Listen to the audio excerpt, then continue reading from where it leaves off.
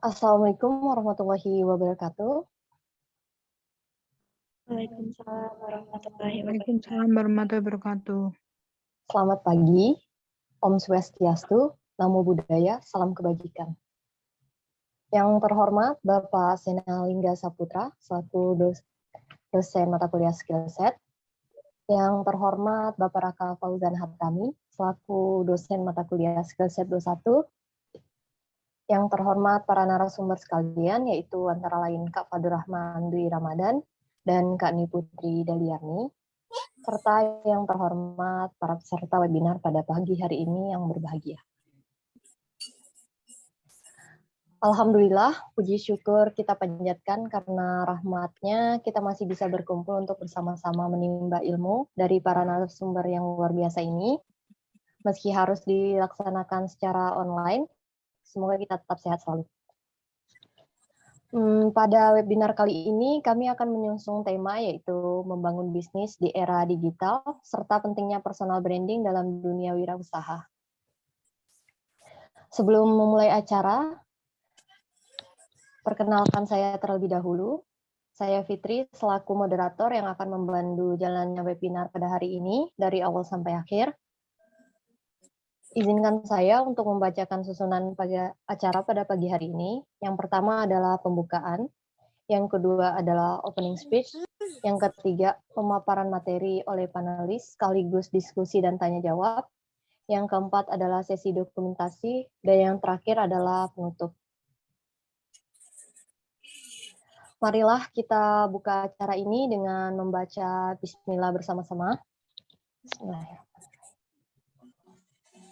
Acara selanjutnya yakni opening speech yang akan disampaikan oleh Bapak Sena Lingga Saputra ataupun Bapak Raka Fauzan Hatami.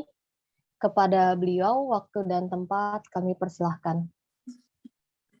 Ya. Baik, Assalamualaikum warahmatullahi wabarakatuh.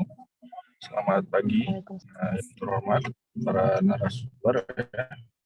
Kemudian terima kasih juga moderator dan kesempatannya untuk memberikan sebelum lainnya.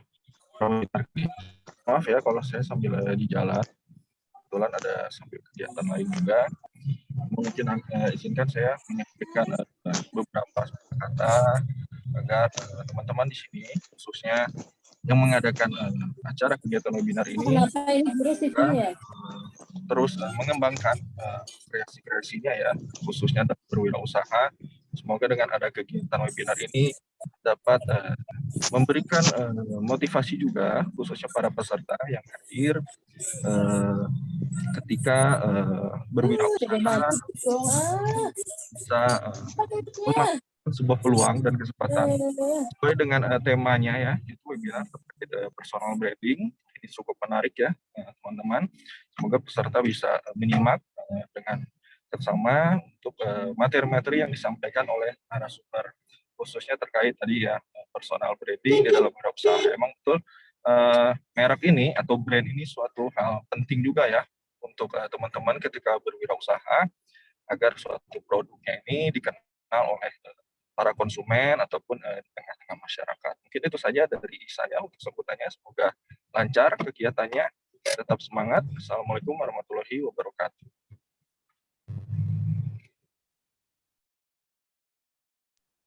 Baik, terima kasih kepada Bapak Sena atas opening speech-nya. Selanjutnya memasuki acara inti, yaitu pemaparan materi oleh panelis, sekaligus diskusi dan tanya jawab. Pada webinar kali ini, kita memiliki dua pemateri yang luar biasa, yang dimana materi pertama akan disampaikan oleh Kak Fadur Rahman, dan materi kedua akan disampaikan oleh Kak Niputri. Baik, untuk mempersingkat waktu, mari kita mulai pemaparan materi dari pemateri yang pertama, yaitu Kak Fadur Rahman. Halo Kak Fadur Rahman, apakah sudah bergabung bersama kami? Baik, apa kabar nih Kak? Alhamdulillah. Apakah sudah siap untuk mempresentasikan materinya? Baik. Sebelumnya saya akan membacakan CV dari Kak Fadur Rahman terlebih dahulu.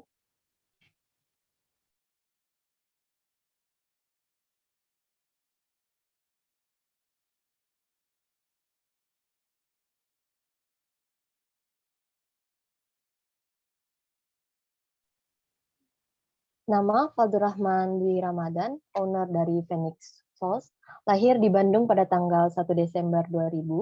Pengalaman organisasi adalah polisi keamanan sekolah sebagai wakil Danki dan Karang Taruna. Kemudian riwayat pendidikan SDN Angkasa 4, SMPN 1 Katapang, MAN 1 Kota Bandung, dan sekarang sedang menjadi mahasiswa di Politeknik Fiksi Ganesha. Hobinya adalah fotografi, bersepeda, dan berenang. Adapun moto hidup dari Kak Fadlur Rahman adalah "There's no cutting corners on the way to success." Keren sekali ya CV dari Kak Fadlur Rahman. Baik, kita lanjutkan saja ke pemaparan materinya. Dengan waktu maksimal 15 menit kepada Kak Fadlur, waktu dan tempat kami persilahkan.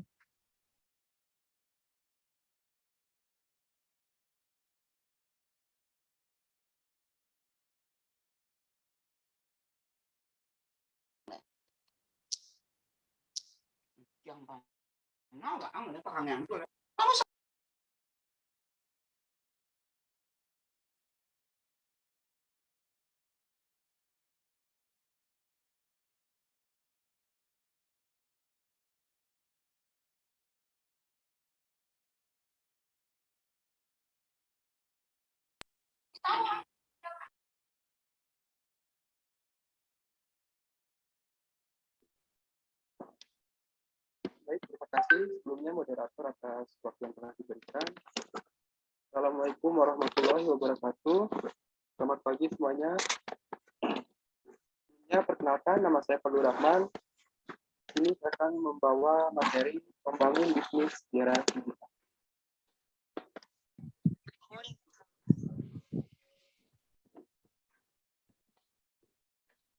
Teknologi menjadi hal yang sudah tidak asing lagi ya untuk kita. Perkembangan masih saat ini memang jauh lebih pesat dari tahun ke tahun sebelumnya.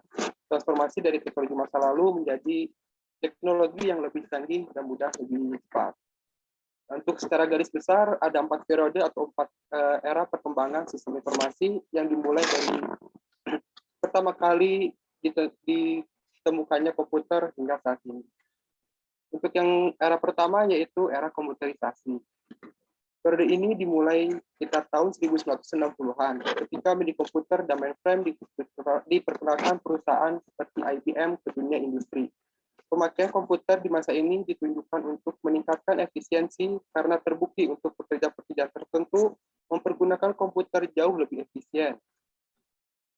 Untuk yang kedua yaitu era teknologi informasi. Di awal tahun 1970-an, teknologi PC atau personal computer mulai diperkenalkan sebagai alternatif pengganti mini komputer. Penggunaan komputer di perusahaan tidak hanya untuk meningkatkan efisiensi, namun lebih jauh untuk mendukung terjadinya proses kerja yang lebih efektif.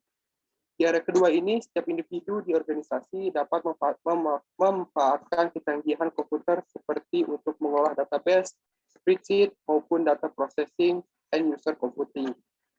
Perusahaan yang telah memanfaatkan teknologi komputer sangat efisien dan efektif dibandingkan perusahaan yang sebagian prosesnya masih dikelola secara manual. Era yang ketiga yaitu era sistem informasi. Tidak seperti pada kedua era sebelumnya yang lebih menekankan pada unsur teknologi, pada era manajemen ini yang lebih ditekankan adalah sistem informasi, di mana komputer dan teknologi informasi merupakan komponen dari sistem tersebut. Ditekankan oleh beberapa ahli manajemen bahwa perusahaan yang menguasai informasi lah yang memiliki keunggulan kompetitif di dalam lingkungan makro atau regulated free market. Dan yang terakhir yaitu era globalisasi informasi. Era terakhir ini ke dalam sejarah evolusi teknologi informasi. Pertengahan tahun 1980-an, perkembangan di bidang teknologi informasi, para praktisi teknologi informasi yang dahulu bekerja sama dengan dalam penelitian untuk memperkenalkan internet ke dunia industri, gue secara jujur mengaku bahwa mereka tidak pernah menduga perkembangan internet akan menjadi seperti ini. Transaksi-transaksi perdagangan dapat dengan mudah dilakukan cyberspace melalui electronic transaction dengan mempergunakan electronic money.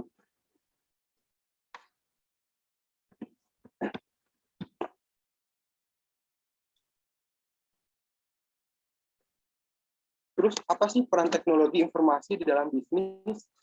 Nah, peran teknologi itu yang pertama adalah mempermudah cara komunikasi.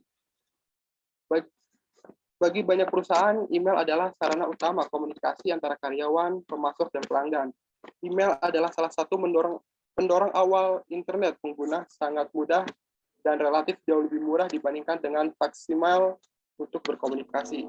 Selama bertahun-tahun, sejumlah alat komunikasi lainnya juga berkembang yang memungkinkan para staf untuk saling berkomunikasi dengan menggunakan sistem chat, alat pertemuan online dengan sistem konferensi video seperti webinar, voice over, internet protokol, atau VoIP, dan masih banyak yang lain sebagainya. Yang kedua yaitu memberikan pengetahuan dan sumber informasi. Melalui internet, kalian hanya membutuhkan satu klik dan semua informasi sudah tersedia di depan mata kalian. Semakin banyak pengetahuan yang kalian peroleh mengenai bisnis, maka semakin berkembang pula bisnis yang sedang kalian kelola. Selain itu, kalian dapat dengan mudah untuk mencari informasi yang berkaitan dengan kompetitor kalian. Yang ketiga yaitu manajemen data. Deretan lemari arsip yang berisikan dokumen-dokumen perusahaan sekarang sudah tidak terlalu dibutuhkan lagi oleh beberapa perusahaan. Dengan adanya database, saat ini sebagian besar perusahaan menyimpan versi digital dari dokumen pada server dan perangkat penyimpanan. Dokumen-dokumen ini menjadi langsung tersedia bagi semua orang di perusahaan, terlepas dari lokasi geografis mereka. Perusahaan yang mampu menyimpan dan memelihara sejumlah besar data historis secara ekonomis dan karyawan dapat mengakses langsung dokumen yang mereka butuhkan. Yang keempat yaitu sistem informasi manajemen. Penyimpanan data hanya menguntungkan jika data dapat digunakan secara efektif. Perusahaan progresif menggunakan data itu sebagai bagian dari proses perencanaan strategis serta pelaksanaan taktis dari strategi tersebut. Sistem informasi manajemen memungkinkan perusahaan untuk melacak data penjualan, biaya, dan tingkat produktivitas. Informasi ini dapat digunakan untuk dari waktu ke waktu, memaksimalkan laba dan atas investasi, dan mengidentifikasi bidang yang perlu diperbaikan. Manajer dapat melacak penjualan setiap hari yang memungkinkan mereka untuk segera produktif bereaksi terhadap angka yang lebih rendah dari perkiraan dengan meningkatkan produktivitas karyawan atau mengurangi biaya item. Yang berikutnya yaitu Customer Relation Management. Perusahaan menggunakan TI untuk memperbaiki cara mereka merancang dan mengelola hubungan terhadap pelanggan.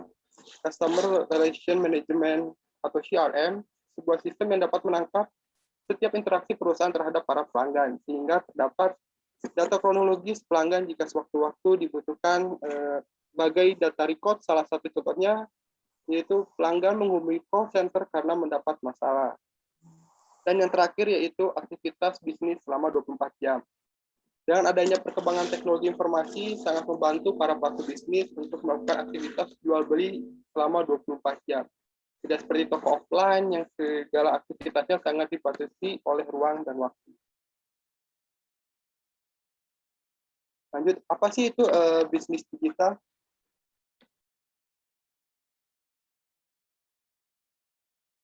Bisnis digital adalah suatu jenis usaha yang memanfaatkan kecanggihan teknologi ketika menciptakan sebuah produk ataupun memasarkannya.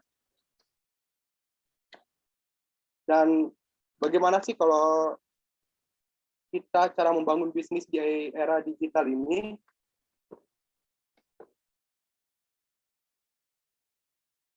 Cara yang pertama yaitu memvalidasi ide. Ide bisnis teman-teman bisa ditemukan kapan saja dan di mana saja. Namun, jadi permasalahan utamanya adalah proses eksekusi dari ide yang telah dipikirkan. Untuk itu, teman-teman perlu melakukan beberapa hal, yaitu mencari permasalahan, mencari orang-orang yang dirugikan dengan adanya permasalahan tersebut, kemudian mengomunikasikan solusi yang kalian miliki untuk menyelesaikannya. Dari 3 hal tersebut, teman-teman dapat menyimpulkan apakah ide teman-teman layak untuk dieksekusi atau tidak. Cara yang kedua yaitu rencana bisnis. Setelah mendapatkan ide, ini saatnya menjabarkan tujuan dalam sebuah rencana bisnis yang terdiri dari beberapa tahap dan dikerjakan selama beberapa waktu ke depan. Usahalah mengerjakan daftar rencana sesuai waktu yang telah ditetapkan. Yang diperlukan dalam membuat rencana bisnis hanyalah sebuah konsep yang sederhana dan cobalah memikirkan hal-hal apa saja yang dibutuhkan. Strategi sederhana dan dilakukan dengan target pasar yang tepat, hasilnya akan jauh lebih baik untuk membuat startup digital yang sukses. Cara yang ketiga yaitu melakukan riset. Apapun yang dilakukan, pastikan selalu melakukan riset sebelum mengambil keputusan. Teman-teman harus selalu memiliki bukti pendukung keputusan, jangan hanya mengandalkan insting atau opini pribadi. Misalnya, sebelum menentukan sosial media apa yang akan digunakan untuk memasarkan bisnis, cobalah teliti terlebih dahulu komposisi serta potensi penggunaan bagi bisnis Anda. Apakah target pasar teman-teman menggunakan sosial media atau seberapa sering mereka menggunakan sosial media, serta apa saja yang biasa mereka ingin temukan melalui sosial media. Cara yang keempat yaitu memiliki wawasan tentang teknologi. Memang benar jika tidak ada kewajiban bagi sebuah startup untuk berorientasi pada teknologi dan sistem informasi. Tapi pada kenyataannya semua startup berlandasan atas hal itu. Bahkan perusahaan tua non-teknologi juga tidak bisa memungkiri bahwa penggunaan teknologi penting dalam bisnis. Apalagi jika teman-teman menjalankan startup bisnis digital, maka sifatnya mutlak untuk memiliki wawasan yang luas mengenai teknologi. Yang berikutnya yaitu orisinil. Banyak orang berusaha memiliki produk yang orisinil atau asli. Untuk memiliki bisnis orisinil, berarti teman-teman harus memikirkan sesuatu hal yang unik dan berguna untuk pelanggan. Jangan sekedar melakukan tindakan acak dan disebut unik namun tidak orisinil. Selanjutnya yaitu selalu konsisten. Setiap bisnis yang dimulai dengan persiapan matang tentu akan meningkatkan efektivitas bisnis. Sebagai pengusaha, teman-teman dituntut untuk terus menjadi kreatif dan memiliki strategi baru atau memperbaiki strategi yang ada. Selalu memiliki konsistensi sehingga pelanggan mudah mengenali bisnis teman-teman. Dan yang terakhir yaitu memperluas bisnis. Jika dalam jangka waktu 6 bulan sudah terlihat progres yang baik, maka teman-teman dan tim dapat memperluas bisnis teman-teman. Lakukan perkembangan bisnis tahap demi tahap untuk menghindari resiko kerugian yang terlalu besar dan bisnis teman-teman bisa stabil sekalipun mengalami perubahan.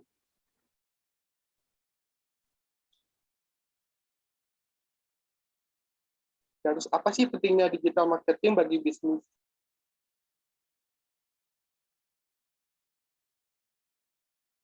Bisnis digital.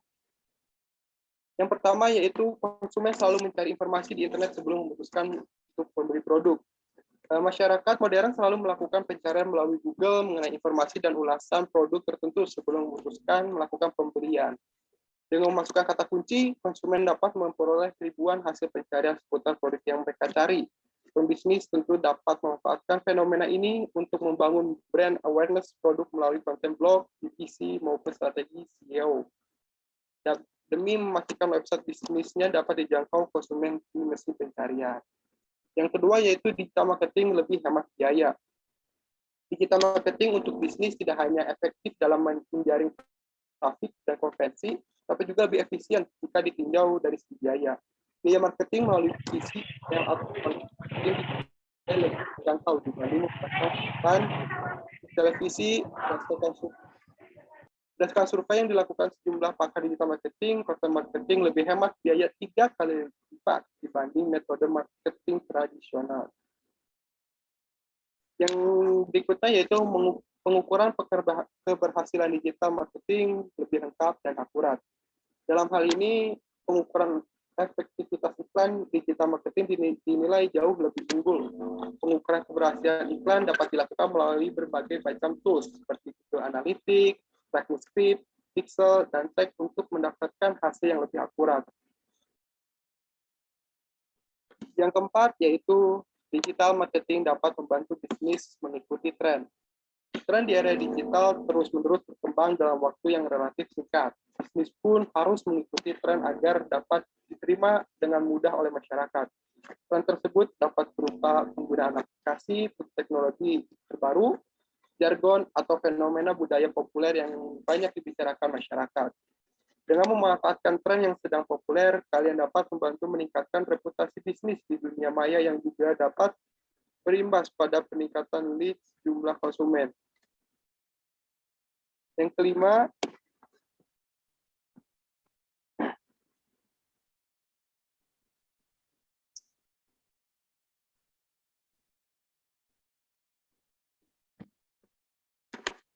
yaitu digital marketing dapat membangun kepercayaan publik terhadap perusahaan.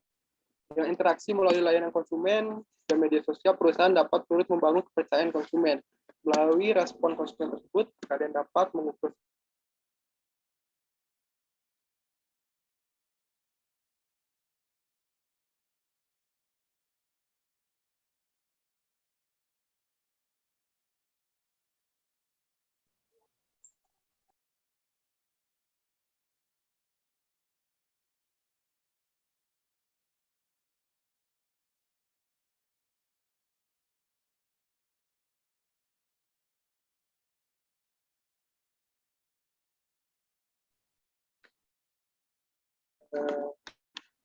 baik.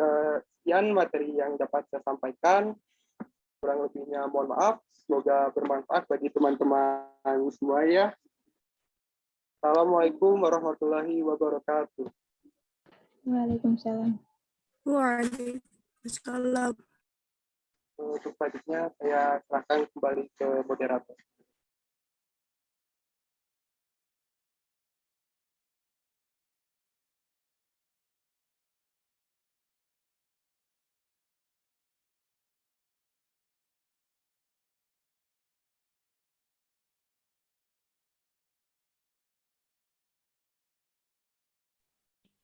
Baik, terima kasih teman-teman. Maaf sebelumnya atas ketidaknyamanannya untuk room meeting-nya yang terbatas.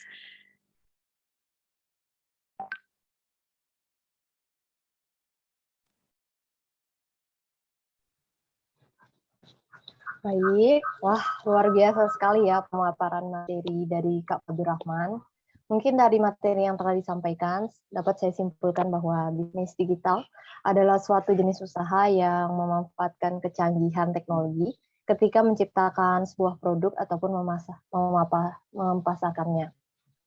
Digital marketing menjadi salah satu strategi yang paling banyak diterapkan oleh berbagai perusahaan dalam melakukan promosi di era revolusi 4.0, ditambah lagi dengan fitur penunjang yang mumpuni akan membuat digital marketing semakin efektif. Kemudian apabila akan membuat suatu usaha dengan menggunakan digital marketing, maka kita harus cermati langkah-langkahnya terlebih dahulu agar dapat tersusun secara sistematis. Jadi dengan adanya digital marketing kita juga dapat menunjang suatu usaha lebih berkembang dan mempermudah dalam promosi suatu usaha tersebut.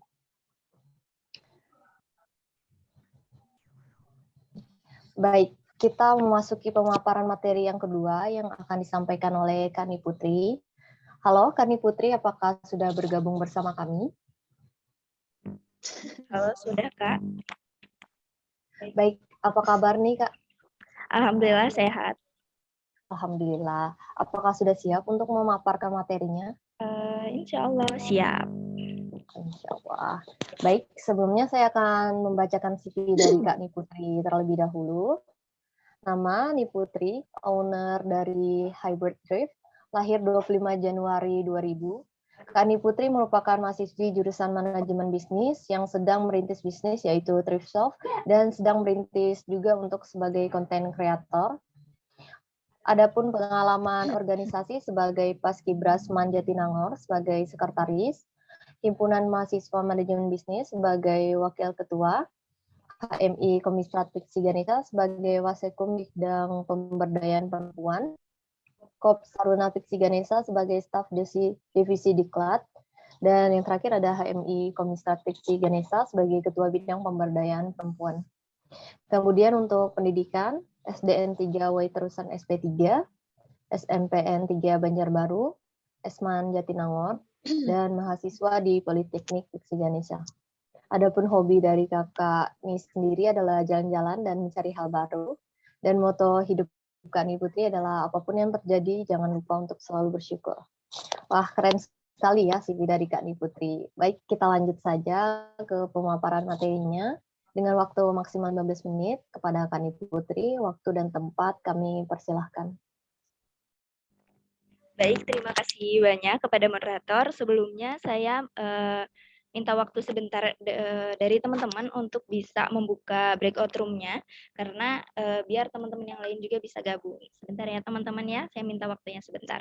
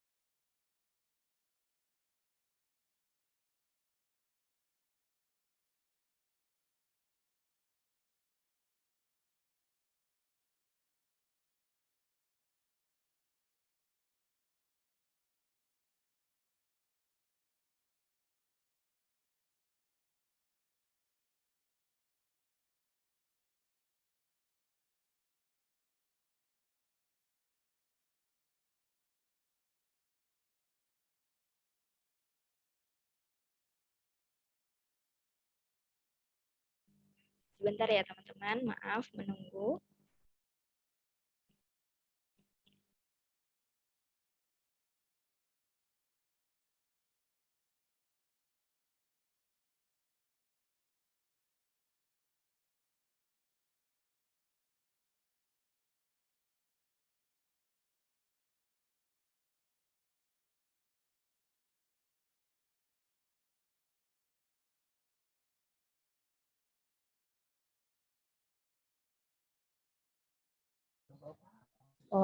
Maaf ya untuk teman-teman, diharapkan agar bisa menunggu terlebih dahulu, agar semuanya juga bisa masuk, karena keterbatasan room dari Zoom sendiri ada 100 orang, sedangkan pesertanya 250 ke atas.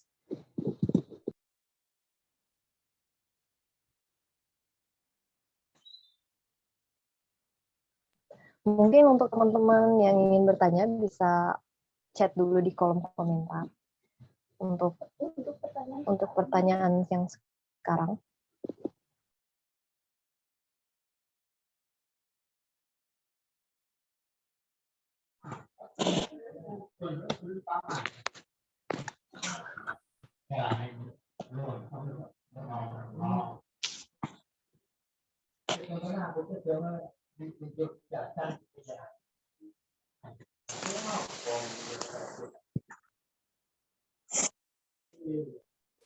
Baik teman-teman, mungkin sudah saya bisa menyampaikan materi pada hari ini. Terima kasih, mohon maaf atas segala kendala yang ada. Baik, sebelumnya apa kabar nih teman-teman? Selamat pagi, apa masih semangat ya tentunya karena ini masih pagi. Perkenalkan, mungkin sudah diperkenalkan juga oleh moderator bahwa nama saya adalah Putri. Teman-teman bisa panggil saya Putri. Nah, di sini saya izin share screen, ingin menyampaikan materi pada hari ini. Ya.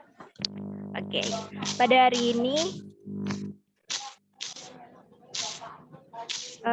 hari ini saya akan menyampaikan materi tentang personal branding dalam wirausaha. yang dimana teman-teman udah pada tahu belum nih apa itu personal branding gitu. Nah, apa sih personal branding itu dan mengapa personal branding itu tuh penting? Oke, personal branding adalah sebuah strategi untuk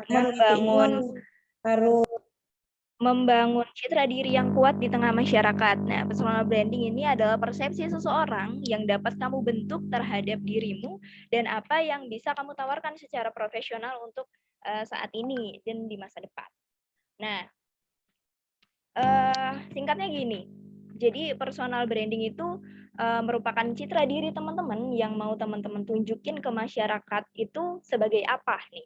Contoh gini, misalnya teman-teman pengen dikenal sebagai seorang pebisnis. Teman-teman harus bisa menyajikan atau membuat diri teman-teman agar gimana caranya orang itu bisa mengenal teman-teman sebagai pebisnis. Atau misalnya contoh lain, teman-teman pengen nih dikenal sebagai chef misal atau yang jago masak. Nah, teman-teman harus bisa menghadirkan kepada masyarakat bahwa teman-teman ini adalah chef gitu. Caranya misalnya dengan membuat konten tentang masak atau sering ikut kegiatan masak-masak atau memberikan edukasi tentang masak kepada masyarakat.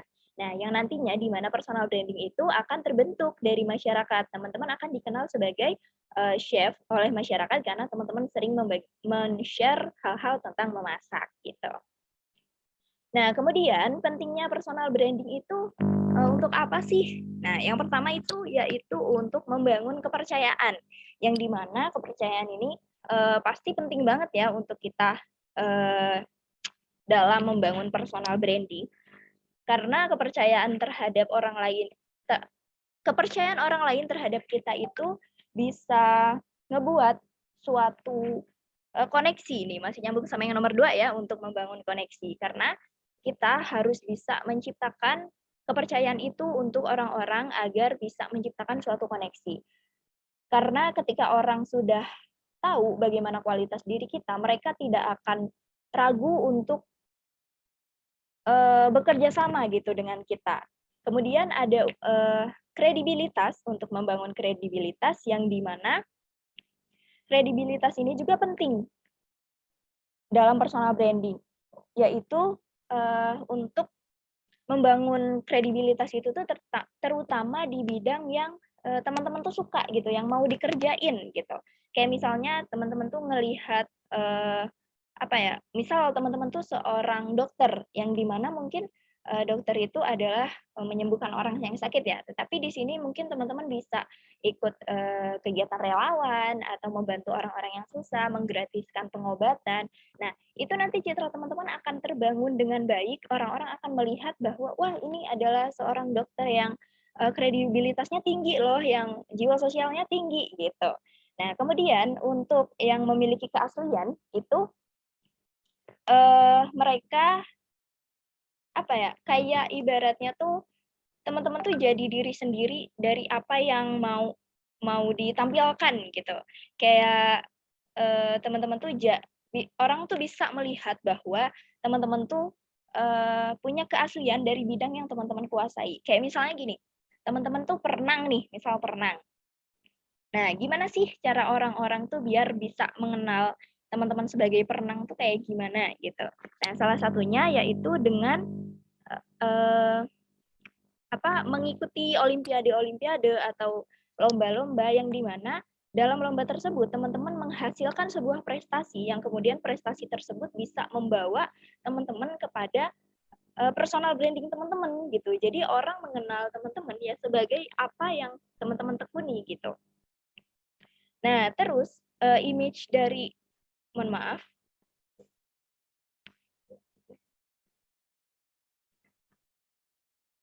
kemudian mohon teman-teman untuk kondusif ya, jangan mencoret-coret seperti ini gitu. Oh iya, selanjutnya ada langkah membangun personal branding itu sendiri gitu. Nah, yang pertama yaitu teman-teman harus bisa mengenali diri sendiri. Dari teman-teman tuh sukanya apa, pengennya apa, terus kelebihan teman-teman tuh apa dan kekurangannya apa. Teman-teman harus bisa mengenali diri sendiri untuk bisa membangun personal branding. Nah, kenapa? Karena kita tuh butuh yang namanya kejujuran. Teman-teman tuh harus bisa jadi diri sendiri untuk menampilkan apa yang ingin teman-teman tampilkan. Nah, terus di sini tuh karakternya teman-teman juga pasti beda-beda ya sama orang yang lain. Nah, di sini harus bisa menyajikan sebuah tempat untuk apa ya namanya? Ya, untuk menampilkan teman-teman yang sesungguhnya gitu.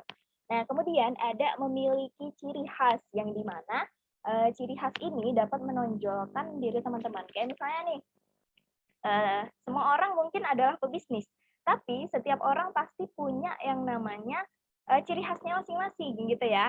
Nah, kayak misal nih, kita kasih contoh dalam hal atlet, misal atlet sepak bola.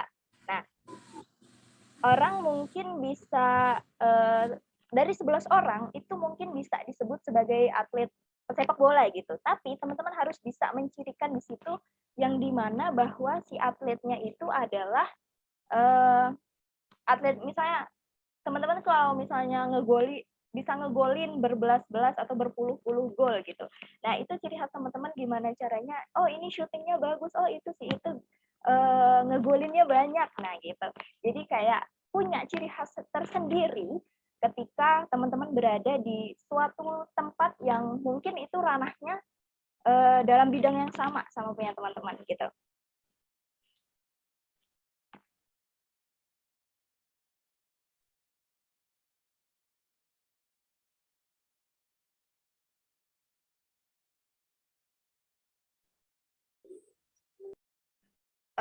Kemudian memanfaatkan profil. Nah, teman-teman kan pasti punya sosial media ya, ada profilnya tuh di situ. Teman-teman bisa gunain itu untuk mencantumkan profil teman-teman dalam bidang apa. Misal nih, bergerak di bidang konten kreator fotografi, atau misalnya adalah seorang chef, atau misalnya influencer apa. Nah, teman-teman bisa gunain si profil itu untuk membantu teman-teman mengenalkan diri kepada orang. Jadi kalau misalnya orang nyari, misal di search pengen cari content creator misal. Nah, teman-teman tuh udah punya gitu, udah ada di situ. Jadi nama teman-teman duluan nih yang muncul gitu, karena di situ di profilnya dicantumkan bahwa teman-teman adalah content creator gitu. Nah, strategi konten di sini yang dibangun paling penting karena kenapa?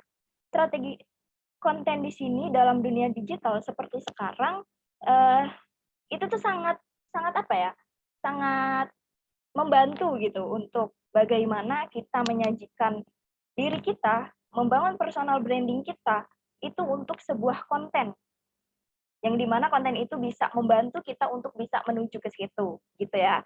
Nah, kayak misalnya contohnya tuh teman-teman mau pengen jadi beauty vlogger. Nah, teman-teman bisa menyajikan itu dalam sebuah konten yang dimana teman-teman bikin konten itu misal lagi tutor make up, atau bikin face painting, atau misalnya cara bikin alis dan sebagainya. Nanti teman-teman bisa dikenal orang sebagai beauty vlogger dari konten teman-teman yang teman-teman buat gitu. Kemudian ciptakan koneksi. Nah, jadi kalau misalkan kita tuh sekarang belum punya personal branding nih misalnya. Nah, gimana sih caranya kita punya koneksi? Jadi kita harus bisa ciptakan koneksi itu gitu. Kalau misalnya kita belum punya koneksi, kita yang menciptakan koneksi. Caranya gimana? Nah, kita bisa dengan ikut-ikut apa ya namanya, kayak mencari orang yang bidangnya tuh sama kita gitu.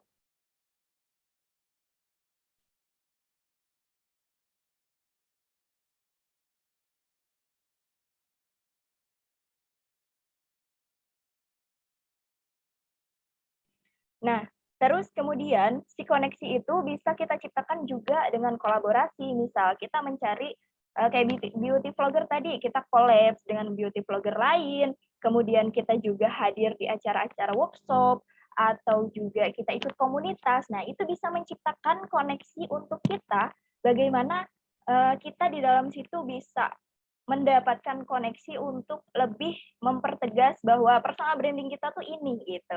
Jadi kita lebih bisa apa ya, menyajikan nilai jual kita tuh karena kita punya koneksi itu. Dan kalau misalnya kita belum punya koneksi, kita yang membangun koneksi itu gitu. Nah, kemudian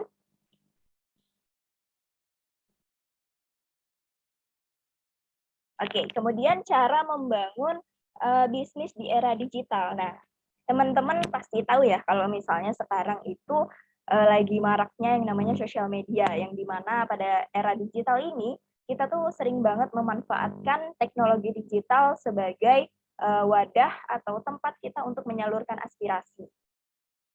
Nah, kemudian di sini kita bisa juga membangun bisnis ya, tentunya karena pemanfaatan teknologi digital pada zaman sekarang itu perlu banget untuk kita ikuti perkembangan zamannya. Kita sebagai generasi penerus bangsa itu harus bisa bagaimana caranya melek akan teknologi digital dan memanfaatkannya dengan baik. Nah, personal branding di sini bisa banget digunakan untuk membangun bisnis di era digital. Teman-teman pernah tahu kan kayak artis-artis atau influencer yang dia tuh kalau misalnya promosi bisnisnya atau misalnya orang minta dia promosi, itu tuh biasanya mereka akan mudah gitu untuk memasarkannya karena mereka punya nama yang baik, punya citra yang baik di tengah-tengah masyarakat sehingga masyarakat akan tertarik untuk membeli produknya atau produk yang dia pasarkan gitu. Nah, ini juga bisa membantu teman-teman dalam dunia wirausaha tentunya karena personal branding yang dibuat ini bagus gitu. Jadi teman-teman pengen gitu ya untuk kayak apa ya? Kalau misalnya teman-teman suka nih sama orang, dia ngelakuin apa pasti teman-teman tuh kayak penasaran gitu ya. Kayak pengen itu apa ya gitu, kayak penasaran gitu. Nah, terus untuk bisnis di dunia digital ini kita lebih banyak kayak online shop ya biasanya. Kita kembangin sebenarnya ini awalnya tuh dari pas pandemi kemarin ya. Jadi kebanyakan bisnis konvensional tuh beralih kepada bisnis digital yang dimana itu bisa meningkatkan perekonomian negara juga tentunya. Dan bisnis digital ini, di era digital ini seperti bisnis online, itu bisa banget membantu kita yang misalnya kekurangan modal atau misalnya bingung mau tempatnya di mana. Karena kan kalau misalnya bisnis online tuh tempatnya fleksibel ya, dari handphone, terus jaringannya juga lebih luas, terus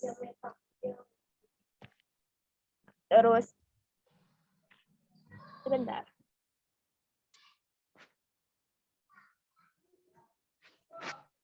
Nah, terus kayak misalnya bisnis online shop tuh kayak misalnya pemasarannya tuh jadi lebih luas gitu loh, karena bisa promosi kemana-mana kan.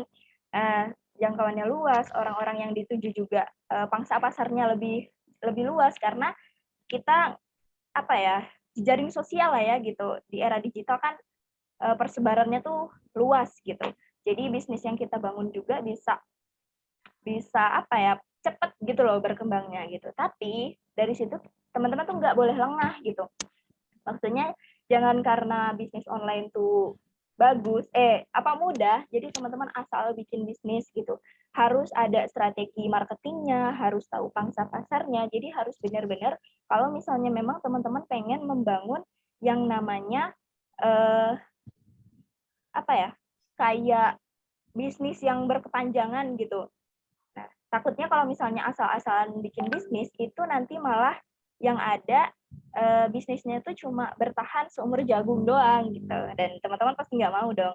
Dan untuk membangun bisnis ini juga tentunya teman-teman tuh harus tahu apa sih, pengen bisnis apa sih, kesukaannya apa gitu, karena dalam perkembangan teknologi ini tuh teman-teman tuh harus terus berinovasi gitu. Tapi walaupun misalnya inovasi harus lihat juga jangka panjangnya. Saya misalnya kemarin pas COVID lagi marak banget ya bisnis masker, hand sanitizer. Tapi teman-teman pernah nggak kepikiran jangka panjangnya setelah misalnya COVID tuh turun gitu dan orang nggak butuh lagi yang namanya masker atau hand sanitizer, ini kira-kira bisnisnya mau berkembangnya kemana, ke arah mana? Teman-teman harus udah bisa mikir sampai sejauh itu gitu.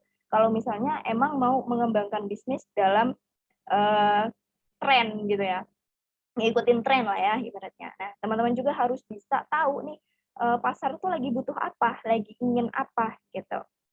Oke, kemudian ada pengetahuan dasar dalam memulai bisnis. Nah, yang pertama itu ada product knowledge, yang dimana produk knowledge ini merupakan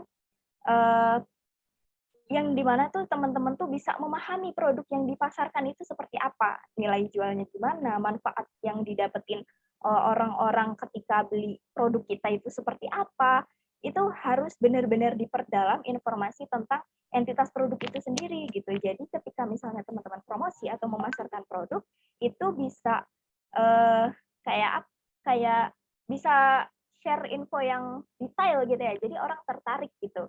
Nah, kemudian ada market knowledge. Nah, market knowledge ini teman-teman harus pahami yang dimana ini tuh tentang kayak pasar yang akan ditujunya, pangsa pasarnya tuh siapa aja gitu. Kayak siapa aja yang bakal beli produk kita gitu.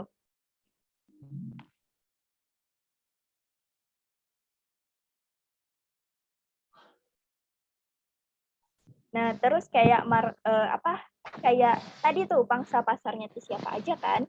Nah, terus kemudian ada kayak berapa usianya, itu tuh sebenarnya perlu diperhitungkan banget ya. Kayak misalnya ini kita jualan mukena.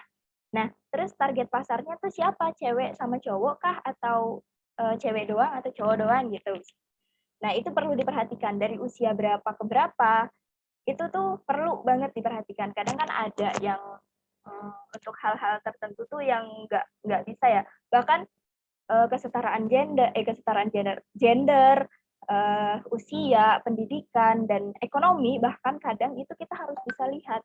Karena kan produk kita tuh nggak yang, misal kita mahal nih produknya untuk kalangan menengah ke atas. Nah, kita harus bisa untuk memposisikan itu gitu. Karena kalau enggak, ya nggak akan ada yang beli gitu. Kalau misalnya teman-teman kasih harga 100.000 untuk pisang misal. Kalau misalnya untuk yang ekonominya dari menengah ke bawah, itu biasanya nggak mau beli karena ya sayang uangnya, ngapain beli pisang 100.000 gitu kan. Jadi harus bisa tahu positionnya itu mau di mana gitu. Strategi segmentasinya seperti apa, targetnya gimana, dan posisinya itu kayak gimana, teman-teman harus bisa menciptakan itu gitu, biar si target pasarnya tuh nggak salah gitu kan. Nah, kemudian ada yang namanya manajemen bisnis proses knowledge, yang dimana di sini tuh kayak pengetahuan untuk tentang proses mengatur bisnis gitu, agar si bisnis ini bisa lancar. Kayak penunjangnya lah ibaratnya tuh gitu ya, kayak misalnya SDM-nya, pegawainya gitu kan, barangnya, produksinya, pengirimannya bagaimana. Nah, itu adalah proses-proses yang dimana kita juga perlu paham dan perlu dipersiapkan untuk menunjang kita memulai bisnis gitu. Jadi ada dari produknya, ada dari teman-teman melihat pangsa pasarnya seperti apa, kemudian ada penunjangnya juga gitu. Nah, oke. Kemudian untuk kayak ibaratnya teman-teman tuh tahu nggak sih, kayak misalnya artis-artis yang berbisnis. Nah, itu biasanya tuh mereka kayak jadi lebih in gitu. Promosinya tuh gampang gitu, karena mereka udah punya nama, ya kan? Nah, terus abis itu kalau berbicara terkait dunia digital, bisnis, dan personal branding, itu sangkutannya sangat kuat, karena di dalam bisnis kita perlu adanya personal branding, itu untuk menciptakan konsumen. Kita tuh harus bisa cari konsumen, tentunya ya harus kenal gitu siapa kita, ataupun siapa produk kita gitu, apa yang kita pasarkan. Biasanya ketika kita udah punya personal branding atau nama kita udah baik di mata masyarakat, mereka akan cenderung percaya untuk bisa iniin produk kita gitu, untuk bisa beli produk kita. Nah,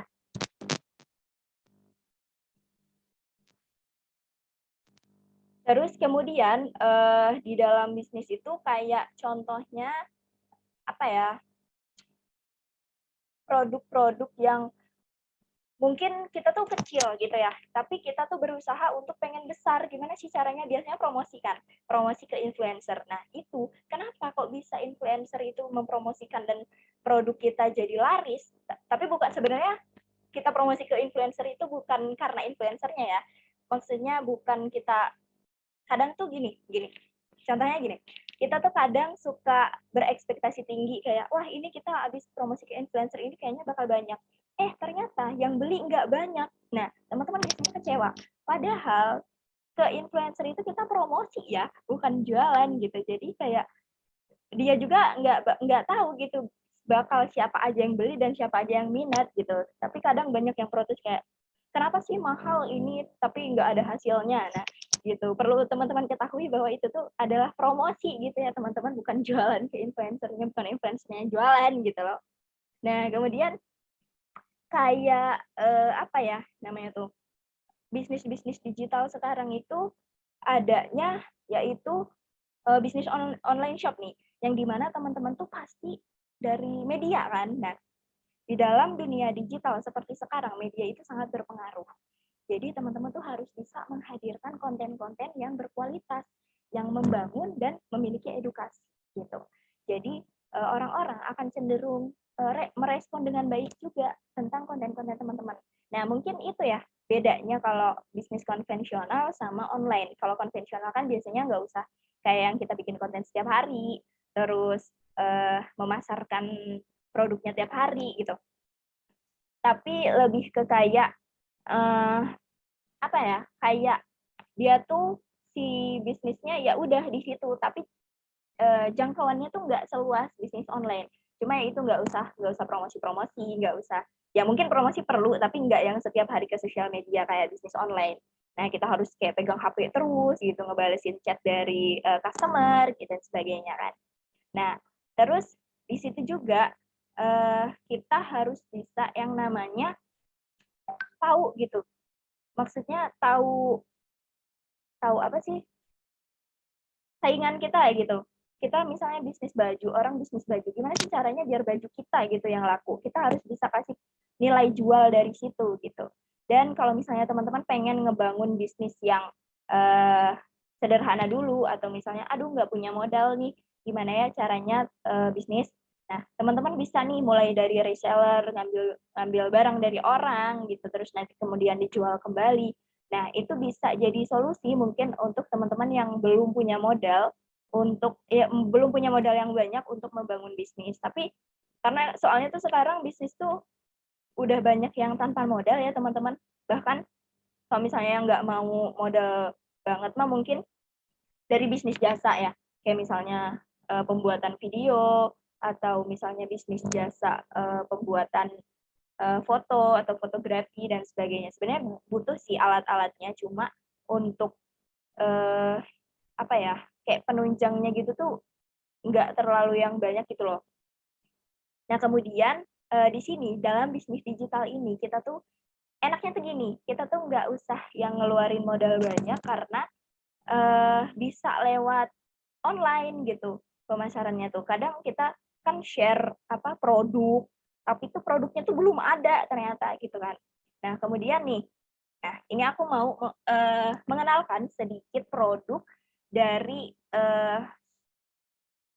perkembangan, salah satu dari perkembangan teknologi di dunia digital ya tentunya, karena jadi ini merupakan buku.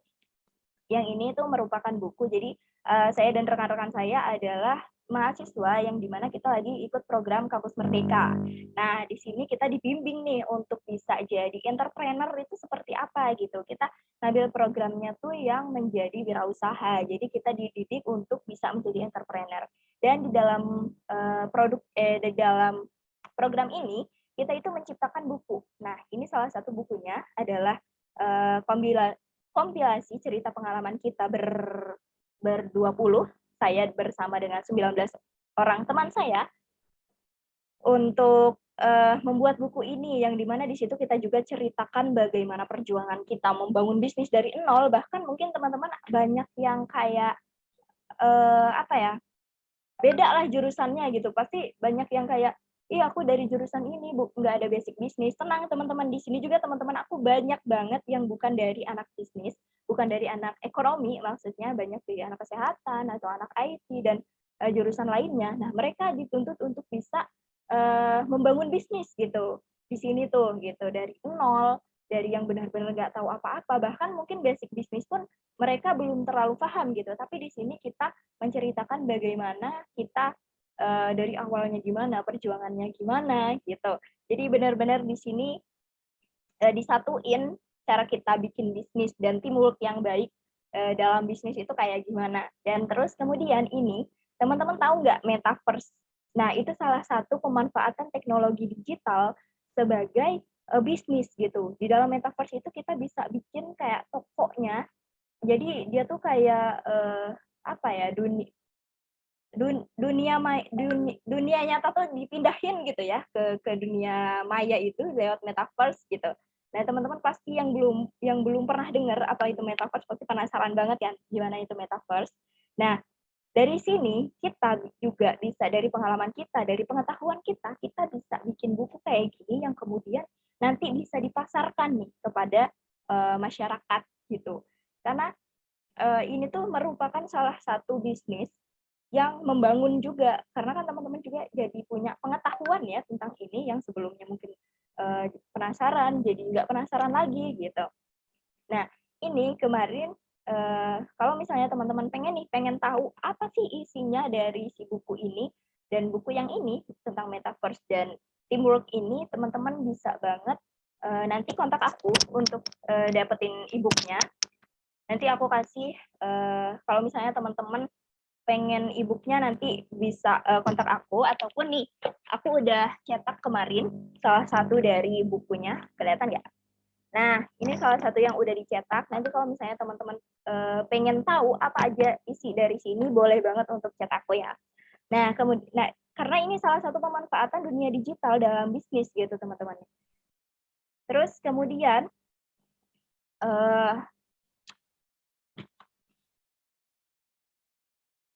teman-teman juga bisa memanfaatkan itu teknologi sekarang tuh di dunia digital, kayak misalnya online shop, website, marketplace, dan sebagainya. Teman-teman pernah lihat nggak sih yang bisnis-bisnis online kayak di TikTok gitu ya, biasanya yang FYP tuh jadi meningkat kan, kayak bisnis apa ya, yang basreng itu loh, yang seblak itu, kalau nggak salah produk apa, pokoknya produk basreng kayak gitu, dia bisa melejit bahkan dapat omset ratusan juta cuma dalam beberapa bulan doang. Itu berkat ya konten yang dia sajikan, pemanfaatan dia terhadap dunia digital. Dia bisa bagaimana melihat peluang yang terjadi di masyarakat tentang dunia digital itu seperti apa, dia bisa memanfaatkan itu sehingga bisnis dia bisa melonjak. Nah, itu adalah salah satu pemanfaatan bisnis digital untuk dalam segi promosi dan juga konten ya teman-teman. Jadi bisa banget untuk mempermudah teman-teman berbisnis gitu lewat konten-konten ini tuh. Nah, kemudian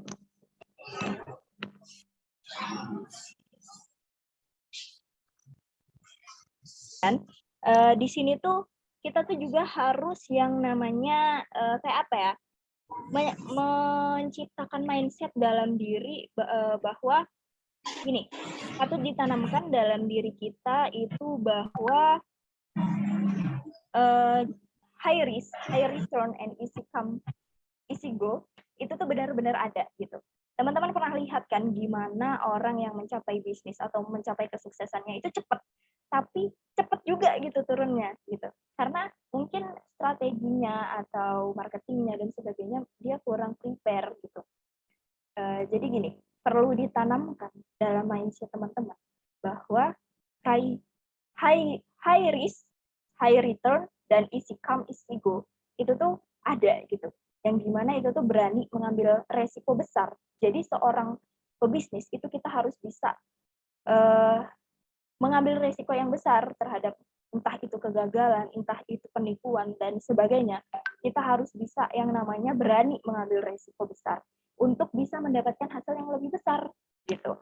Nah, kemudian sesuatu yang mudah diraih itu akan mudah juga untuk hilangnya biasanya, ya kan? Kayak misalnya kita mudah dapetinnya, kayak nggak ada perjuangan gitu loh. Jadi kayak ya udah hare-hare gitu ya ibaratnya, Mas. Nah, mungkin itu saja teman-teman. Jadi itu tadi seputar materi tentang personal branding ya dalam dunia wirausaha di era digital gitu. Mungkin kalau misalnya ada yang kurang difahami atau ada kesalahan dari saya mohon maaf. semoga apa yang saya sampaikan ini bisa bermanfaat juga untuk saya dan teman-teman sekalian. Semoga juga bisa seperti yang diharapkan, bisa menjawab segala pertanyaan teman-teman. Dan juga saya memohon maaf sebelumnya karena terdapat mungkin banyak kendala teknis. Kemudian teman-teman yang lain juga mungkin tolong kondusif ya. Ini kan maksudnya kayak ranah orang banyak gitu. Kita juga perlu nih salah satu personal branding di sini adalah adanya etika teman-teman. Jadi teman-teman harus bisa gimana caranya di dalam dunia digital itu bisa apa ya, kayak memposisikan diri lah gitu, jangan seenaknya, karena kita juga kan ada hukum ya, ada hukum yang berlaku, ada undang-undang ITE gitu. Kalau misalnya teman-teman sembarangan atau nggak ikut peraturan itu bisa banget kena sanksi atau pasal. Jadi apalagi sekarang tuh kayak orang-orang di dunia teknologi digital itu udah bisa banget yang namanya ngelacak teman-teman, mau teman-teman di mana itu bisa banget dilacak. Jadi jangan sembarangan ya teman-teman kalau misalnya kayak gini, apalagi di ranah publik seperti ini gitu, jangan memalukan diri sendiri lah ibaratnya tuh kayak gitu ya teman-teman. Cuma mengingatkan kepada teman-teman semua untuk bisa selalu menjaga sikap, karena personal branding kita tuh penting banget gitu. Kalau misalnya kita nggak bisa jaga sikap, ya gimana orang mau melihat kita sebagai orang yang punya nilai, gimana orang bisa menilai kita sebagai punya personal branding yang baik, nilai yang baik, citra yang baik, kalau misalnya teman-teman sendiri nggak bisa jaga sikap gitu teman-teman. Ya, mulai dari status, ketikan, itu dijaga banget karena itu mempengaruhi. Orang tuh akan lihat kita dari status kita. Kayak misalnya teman-teman suka yang menghujat orang, terus marah-marahin orang di story, itu bisa banget mencerminkan bagaimana kepribadian teman-teman gitu. Jadi diharapkan banget ini tolong dijaga gitu ya teman-teman, karena ya kita sama-sama manusia, sama-sama menghargai aja lah gitu ya. Teman-teman juga pasti pengen dihargai. Jadi tolong kita bisa sama-sama menghargai satu sama lain, teman-teman. Itu mungkin itu aja materi yang dapat saya sampaikan. Saya mohon maaf banget kalau misalnya ada kesalahan dan dari segala gangguan yang ada. Semoga semuanya ini bisa bermanfaat dan sesuai dengan apa yang teman-teman harapin. Jika ada kekeliruan dalam penyampaian juga, saya minta maaf. Terima kasih banyak yang telah menyimak dan semoga teman-teman dalam lindungan Allah selalu serta sehat selalu. Saya ucapkan terima kasih sekali lagi. Wabillahi taufiq wal hidayah. Wassalamualaikum warahmatullahi wabarakatuh. Saya kembalikan kepada moderator.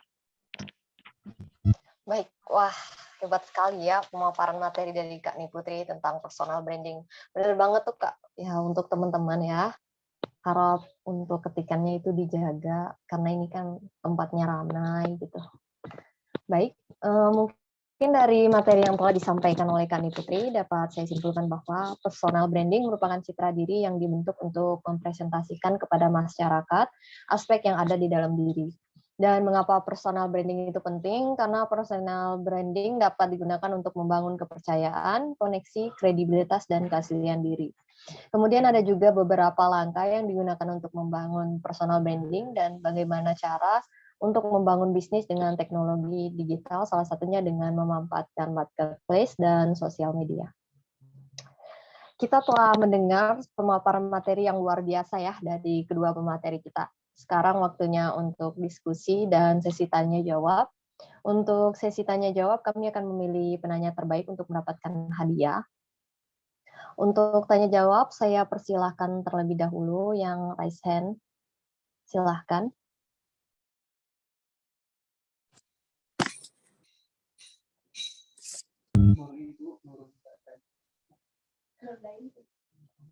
Baik, untuk yang bertanya terlebih dahulu adalah Nurdaina Mustika. Bisa untuk on cam kameranya, Kak? Dan open mic. Ya, bisa.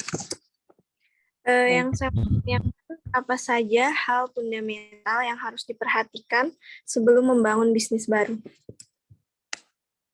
Ya, itu saja, Kak. Terima kasih.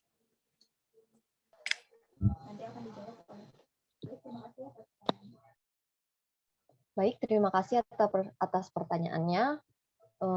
Untuk jawabannya bisa langsung diberikan oleh Kak Niputri. Waktu dan tempat kami persilahkan. Baik, terima kasih atas pertanyaannya Kak Nurdia Mustika. Terima kasih juga kepada moderator. Jadi apa aja sih hal-hal fundamental yang perlu diperhatikan untuk membangun bisnis awal gitu ya. Nah, yang pertama dan paling utama itu adalah niat. Karena kita kalau misalnya bikin bisnis yang asal-asalan, aku jamin mungkin itu berjalan tapi nggak akan berjalan lama.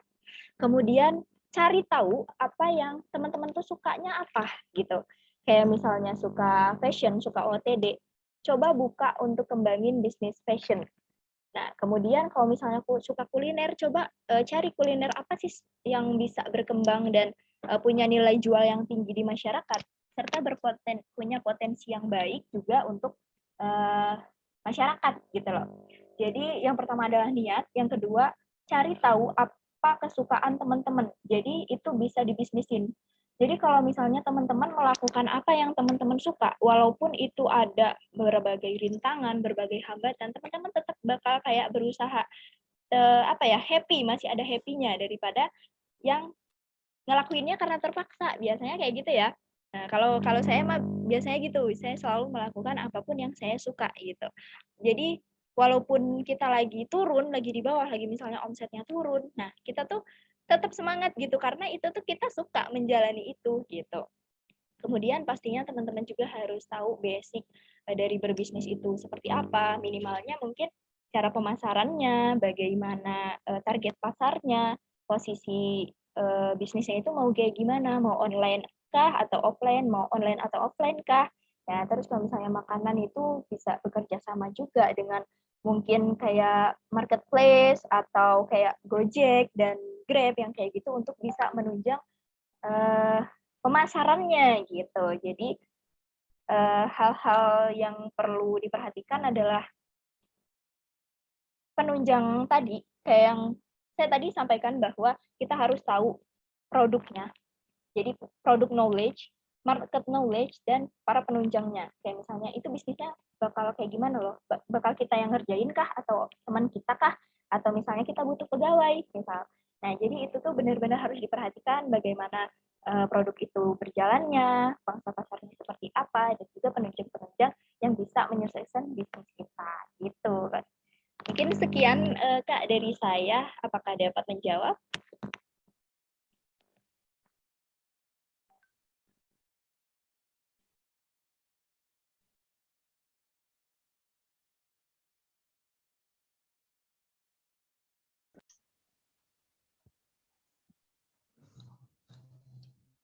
Baik, terima kasih sebelumnya untuk Kani Putri telah menjawab pertanyaannya. Kita lanjut untuk penanya kedua.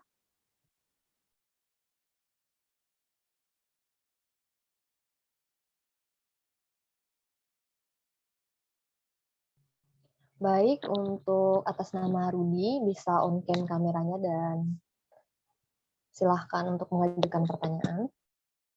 Ya, Kak, mohon maaf tidak bisa on-cam karena terkendala jaringan. Di sini saya ingin bertanya ke Kak Fatur Rahman, bagaimana seharusnya kami generasi milenial ini jika ingin membuka usaha di bidang dunia digital ini, yang dimana itu persaingannya sangat ketat, dan bagaimana strateginya, dan bagaimana cara memaksimalkan teknologi informasi ini di dunia bisnis digital, dan bagaimana membangun kepercayaan diri menjadi wirausaha muda di bidang dunia digital, dan bagaimana tetap optimis di lingkungan yang sering toksik pada bisnis kita, dan apakah bisnis harus mengikuti tren, apakah di era digital ini efektif untuk melakukan bisnis dengan cara berkolaborasi, dan bagaimana cara membangun inovasi-inovasi bisnis di dunia digital ini.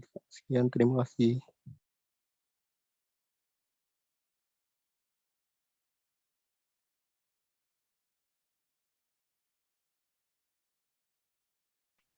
Oke, terima kasih ya atas pertanyaannya, Pak Rudi.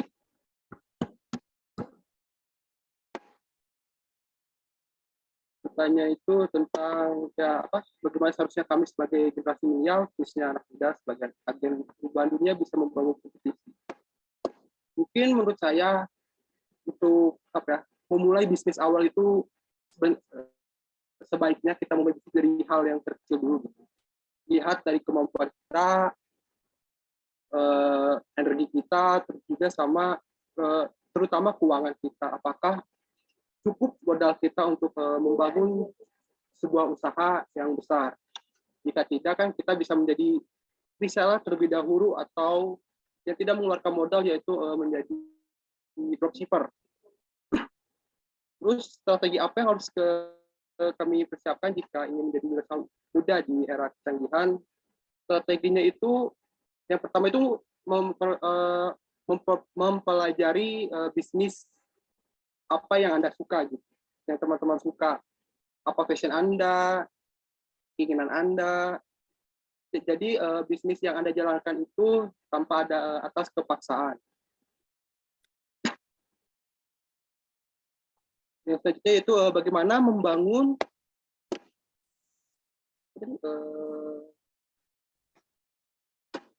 kepercayaan diri. Membangun kepercayaan diri sendiri yaitu coba aja Anda memulai bisnis terlebih dahulu tanpa, ini sangkut paut dengan pertanyaan yang berikutnya ya, sering toxic gitu. Percaya aja dengan apa yang Anda mulai, percaya dengan apa yang Anda inginkan, dan percaya dengan apa yang Anda harapkan di masa depan. Dengan itu Anda mungkin bisa gitu lebih percaya, lebih konsisten untuk membangun bisnis dengan sesuai dengan apa yang Anda inginkan.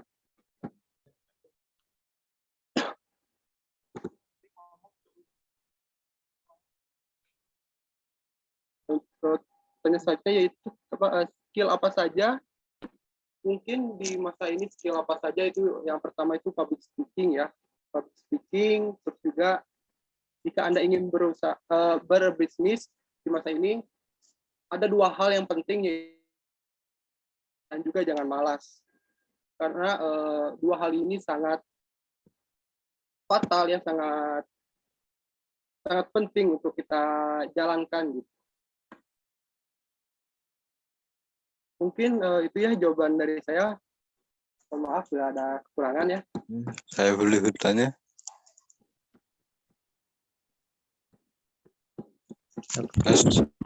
Mohon maaf, untuk penanya akan dipersilakan dan ditunjuk terlebih dahulu, jadi harap didengarkan dulu. Baik, terima kasih atas Kak Fadul Rahman atas jawabannya.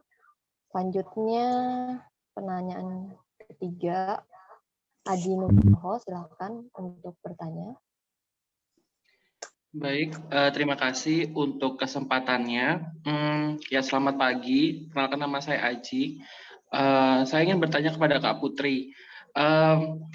Pertanyaan saya itu mungkin sejauh pengalaman Kak Putri sendiri, bagaimana sih mungkin prinsip-prinsip atau tips gitu ya Kak, untuk membangun personal branding sebagai seorang wirausaha, tapi wirausahanya itu di bidang yang bukan menjadi latar belakang pendidikan. Misalnya nih, contohnya kita mau bisnis makanan, tapi kita tuh nggak pernah sekolah chef atau sekolah masak dan sebagainya. Nah kan karena kadang itu kan ini ya Kak, ada sebuah ketidakpercayaan atau underestimate dari orang-orang atau calon customer yang ngerasa kalau ya kan kamu bukan latar belakang itu, kok bikin produk yang beda sama latar belakangmu gitu. Padahal sebenarnya produk yang kita mungkin hasilkan atau jual itu ya juga sudah sesuai dengan passion kita. Mungkin itu sih pertanyaan saya Kak. Terima kasih.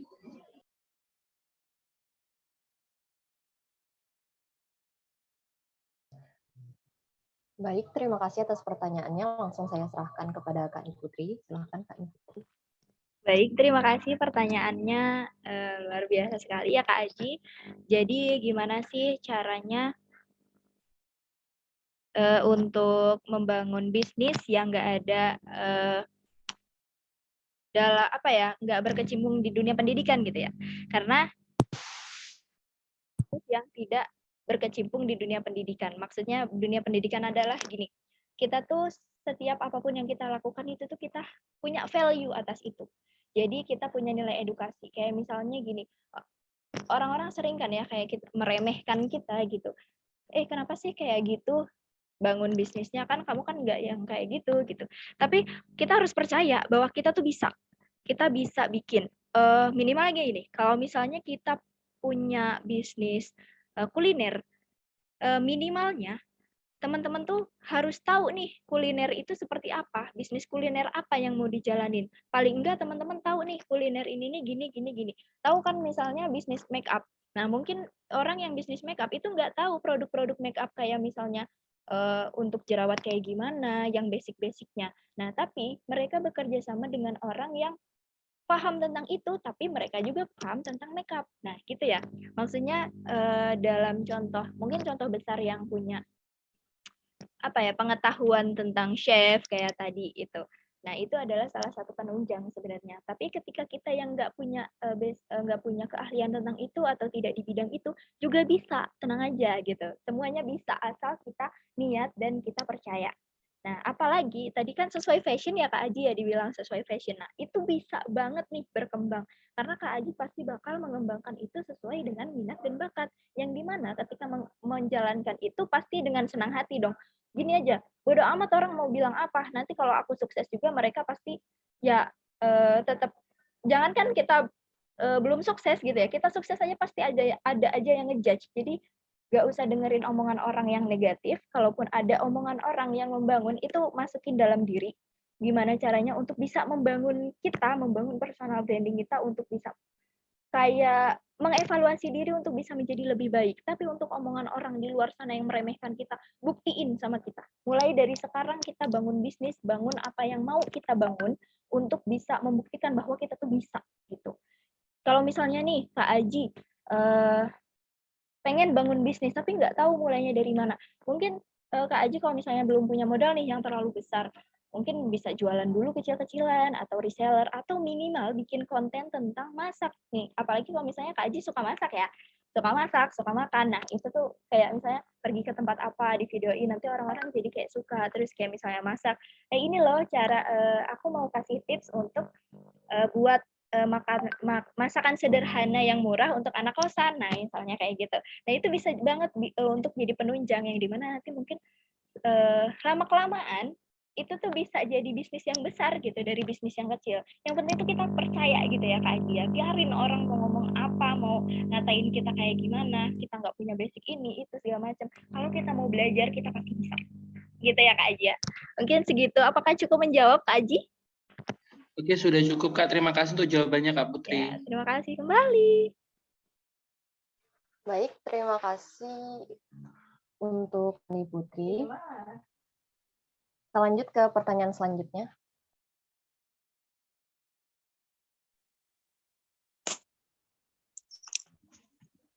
Halo?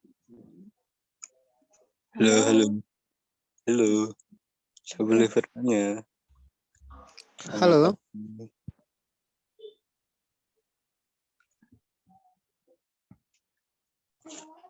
Baik, untuk pertanyaan selanjutnya, baik Chandra tolong di on cam ya kameranya biar kita bisa tahu orangnya gimana. Halo. Langsung Kak, pertanyaannya bisa. Jelas suara saya? Halo? Baik, Halo? jelas. Ya, silakan. Baik, selamat siang untuk juga moderator. Saya ingin bertanya, bagaimana cara kita membangun personal branding bagi teman-teman atau orang-orang yang introvert. Sedangkan kita introvert itu dikenal sebagai orang yang pemalu, kemudian cuek, kemudian sombong, terdiam, terus tertutup, dan sebagainya. Kita sudah punya usaha, tapi untuk promosi digital itu nggak mudah gitu. Nah, gimana sih caranya gitu, Pak? Sekian, terima kasih. Baik, terima kasih untuk pertanyaannya. Saya serahkan langsung kepada Kak Nih Putri. Baik, terima kasih Kak Baik Chandra atas pertanyaannya. Jadi gimana sih caranya untuk membangun personal branding untuk orang-orang yang introvert gitu ya. Nah, mungkin kebanyakan orang introvert itu lebih di balik layar karena mereka malu gitu ya untuk show off gitu kadang biasanya, atau dikenal sebagai orang yang gini gitu, sebagai segala hal gitu ya. Nah, aku punya, mungkin aku share pengalaman teman aku. Jadi aku punya teman yang dia berkecimpung di dunia bisnis yang merupakan salah satu orang yang introvert. Nah, bahkan dia tuh nggak mau kalau bisnisnya tuh orang tuh tahu kalau itu bisnisnya punya dia gitu. Nah, tapi dia terus mengembangkan bisnisnya, itu di offline dia ada. Jadi dia buka store yang dimana kerjasama juga dengan Gojek, Grab, dan sebagainya. Tempat-tempat yang pelayanan makan gitu ya, makanan gitu. Delivery makanan. Kemudian dia juga aktif di sosial media, tapi kita mungkin orang terdekatnya tahu nih, ini bisnis punya dia, tapi orang di luar sana nggak ada yang tahu bisnisnya seperti apa. Nah, kemudian mau tidak mau, suka tidak suka, seorang pebisnis itu pasti harus show off. Karena semakin dikenalnya bisnis mereka, berkembangnya bisnis mereka, orang itu pasti bakal pengen tahu gitu, ini siapa sih yang punya bisnis, kok hebat banget nih bisnisnya bisa kayak gini gitu. Nah, jadi kalau misalnya memang introvert pengen bangun personal branding yang kuat, terlebih dahulu mungkin bisa dimulai dari produknya. Gimana sih kita memasarkan produknya itu? Kalau misalnya kayak gitu tuh mungkin bisa bantuan teman-teman yang sosial medianya berkembang atau banyak penggunanya. Nah, bisa dari situ. Kalau misalnya introvert dan pengen orang tuh belum tahu dulu kita ini siapa, dari produk kita, dari apa yang kita hasilkan, dari apa yang kita beri kepada masyarakat, maka masyarakat itu juga akan mengenal kita. Jadi apa yang kita kasih, kalau itu baik, itu juga pasti bakal baik juga kembalinya ke kita. Gitu. Jadi mungkin bisa dimulai dari produknya, promosi produknya itu bisa strateginya dikembangin lagi kalau misalnya memang introvert gitu. Tapi nggak menutup kemungkinan ya, karena akan ada suatu hal yang dimana introvert itu akan jadi show off juga gitu. Akan ada masanya orang-orang yang tidak berani untuk show off atau misalnya lebih senang menyendiri, itu akan ada masanya dia juga butuh orang lain gitu. Jadi mungkin bisa dimulai dari produknya, atau misalnya nih Kak Baik coba-coba, namanya pebisnis ya, kita nggak bisa sendirian gitu, pasti butuh relasi. Tanya-tanya dulu kah kayak gimana ke teman-temannya, atau cari relasi gitu. Nanti personal branding itu akan kebentuk kalau misalnya teman-teman tuh kasih ke masyarakat bukti bahwa ini loh saya punya nilai jual gitu ke kalian. Gitu sih Kak Baik Chandra, mungkin segitu. Apakah bisa menjawab Kak? Mungkin saya kembalikan kepada moderator ya. Baik, terima kasih untuk jawabannya dari Kak Putri. Selanjutnya saya akan membacakan pertanyaan ya dari Vicky Junianto dari Yogyakarta. Izin bertanya kepada Kak Putri, strategi apa saja yang harus dilakukan oleh perusahaan dalam membangun personal branding dalam mempromosikan produk-produk perusahaan agar dapat menarik masyarakat untuk membeli produk perusahaan? Skill dan kemampuan apa saja yang harus dimiliki untuk meningkatkan kualitas dan skill dalam kegiatan berbisnis, marketplace, ataupun e-commerce? Baik, langsung saja saya kembalikan kepada Kak Putri. Baik pertanyaannya, terima kasih banyak. Nah, apa saja sih strategi yang harus dilakukan oleh perusahaan dalam membangun personal branding? Tentunya untuk membangun personal branding kita tuh harus bisa menciptakan nilai jual dalam diri kita. Apa sih yang menarik dari dalam diri kita? Apa yang bisa ngebuat manfaat untuk orang lain dari diri kita itu apa? Gitu. Nah, untuk personal branding dalam personal sendiri mungkin tadi udah aku sampaikan bahwa kita tuh bisa mengenali diri kita sendiri, kemudian kita membentuk ciri khas yang kita punya, memanfaatkan profil kita, terus ada strategi konten juga, mungkin teman-teman lewat pemasaran digital ya, karena itu perkembangannya pesat, itu kemudian ada menciptakan koneksi, misalnya kalau misalnya bisnis itu biasanya kan cari ya kerjasama gitu. Nah, yang nanti ketika ada suatu proyek misal di suatu kerjasama itu dan ternyata itu bagus, orang akan melihat dan jadi kayak, oh iya, ini bagus loh, ini menarik loh, nilai jualnya bagus, aku pengen kerjasama sama dia. Nah, nanti pasti kayak gitu. Jadi teman-teman harus bisa ngasih nilai jual kepada masyarakat. Bagaimana caranya orang itu bisa kenal kita gitu. Nah, kemudian tadi selanjutnya ada skill dan kemampuan apa saja yang harus dimiliki untuk meningkatkan kualitas dan skill dalam kegiatan berbisnis, marketplace maupun e-commerce. Tentunya, balik lagi, saya selalu katakan bahwa konten sosial media itu sangat berpengaruh ya teman-teman untuk meningkatkan teman-teman tahu kan, pebisnis pemula yang awalnya cuma jual, kayak mungkin kita bisa bilangnya tukang jualan seblak entah gitu, tapi jadi pebisnis seblak karena apa? Dia terus-terusan mempromosikan jualannya, skill apa sih dan kemampuan apa saja. Kita harus tahu dalam diri kita mampunya kayak gimana, kita kelebihannya apa. Jadi kan kelebihan itu kita kembangkan, kita konsisten untuk melakukannya. Nah, maka itu akan menjadi suatu kemampuan dan hasil yang besar gitu untuk kita. Mungkin segitu ya teman-teman untuk marketplace dan e-commerce, lebih ke konten jaringnya diperluas lagi, diperbanyak lagi biar kita bisa mencapai pasarnya juga lebih luas gitu. Jadi orang bisa kenal kita dari nilai jual apa yang kita pasarkan kepada mereka gitu. Mungkin sekian, saya kembalikan ke moderator.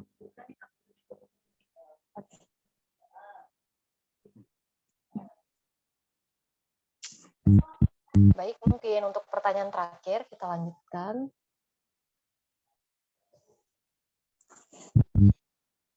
Oke, izin bertanya. Kak, boleh bertanya? Mohon maaf ya, mungkin untuk pertanyaan terakhir kita ambil dari kolom chat terlebih dahulu.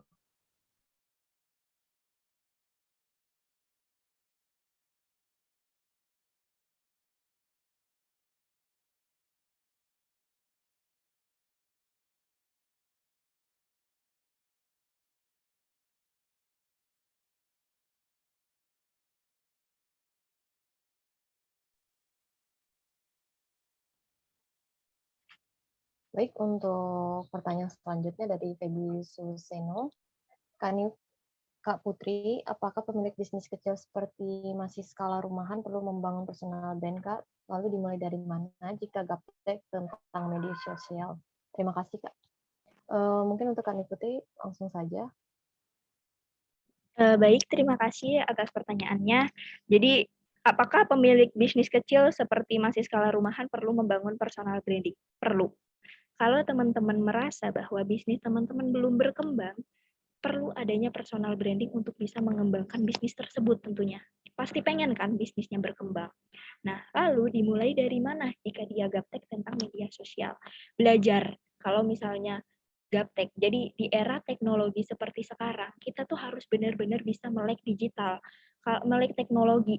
Kalau misalnya kita nggak melek teknologi, kita akan ketinggalan jauh sama orang-orang gitu. Apalagi sekarang udah teknologi digitalnya udah yang 4.0 menuju 5.0, yang dimana mungkin kita yang udah melek teknologi digital pun kalau nggak mengikuti perkembangan zaman akan ketinggalan.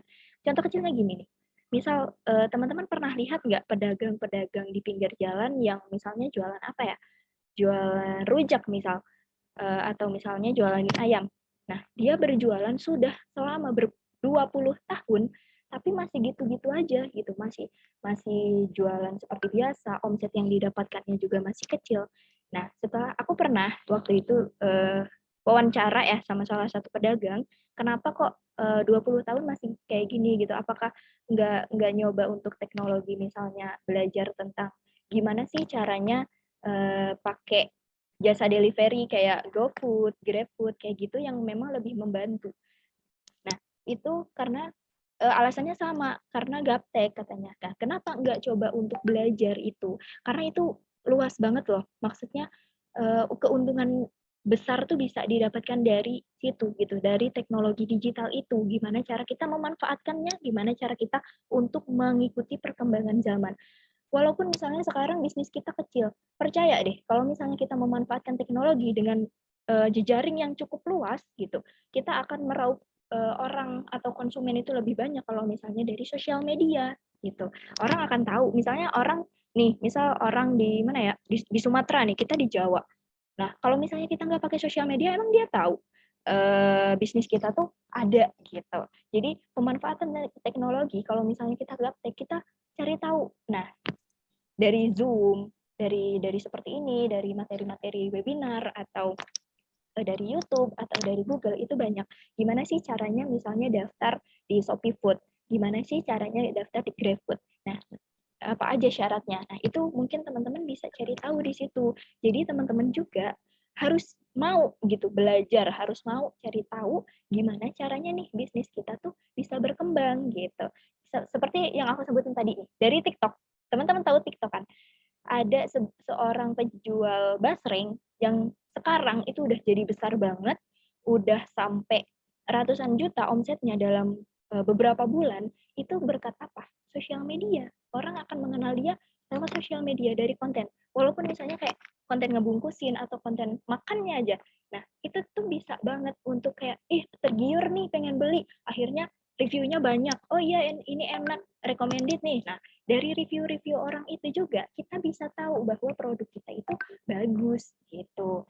Nah, jadi orang tuh kadang gini ya, kita tuh punya produk bagus, tapi kadang orang tuh nggak percaya. Jadi butuh yang namanya orang yang punya personal branding yang mempromosikan produk kita gitu. Kayak misalnya nih kita ngepromotin ke artis yang tadinya orang nggak mau beli karena nggak percaya sama produk kita, tapi setelah dipromosiin, oh iya ternyata kata itu enak, pengen coba deh. Nah jadinya gitu, itulah kekuatan sosial media. Jadi kita kalau misalnya kita gaptek harus bisa belajar untuk mengikuti perkembangan zaman. Kalau nggak kita ketinggalan banget gitu. Itu ya Kak Baby.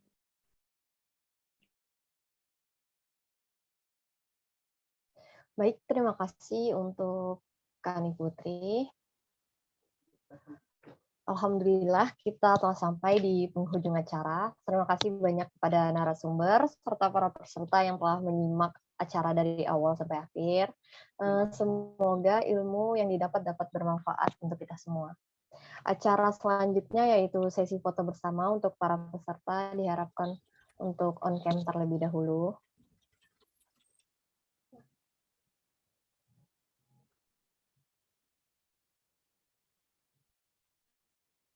Oke, udah.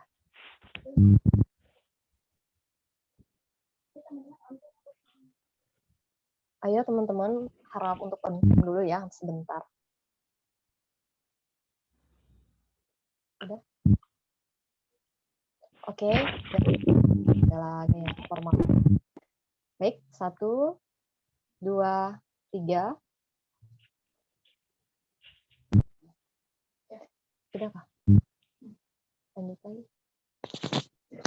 Gaya yang kedua adalah gaya jempol. Jempolnya teman-teman semua. Baik, 1, 2, 3. Dan yang terakhir adalah gaya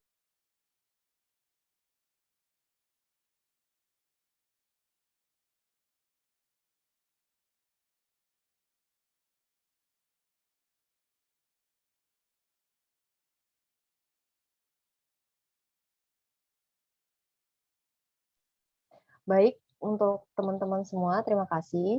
Acara yang terakhir adalah penutup. Sebelum kita tutup bersama, saya selaku moderator pada acara pagi hari ini memohon maaf yang sebesar-besarnya apabila ada tutur kata yang kurang berkenan di hati Bapak atau Ibu dan teman-teman serta seluruh para webinar. Mohon maaf juga karena banyak dari tadi yang kita lihat ada komen-komen yang kurang baik lah gitu. Mohon maaf semuanya.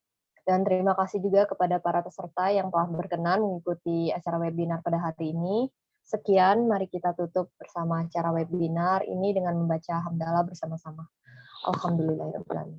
Dan untuk para peserta, jangan lupa untuk mengisi link absensi yang tertera di kolom chat untuk mendapatkan e-sertifikat ya. Baik, terima kasih teman-teman.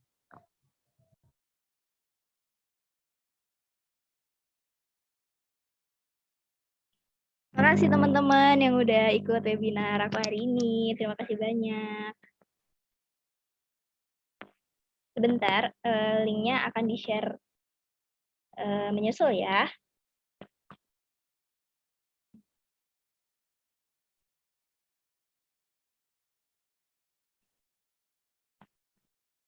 Semangat selalu teman-teman. Maaf ya kalau ada kesalahan dari saya selaku pemateri sendiri. Mungkin nanti kalau misalnya ada yang mau sharing-sharing atau butuh relasi dan sebagainya, kita di grup chat aja atau bisa PC saya ya. Atau yang mau beli buku boleh banget nih teman-teman. Nanti jangan lupa isi link absensinya, kemudian boleh langsung live Zoom ya.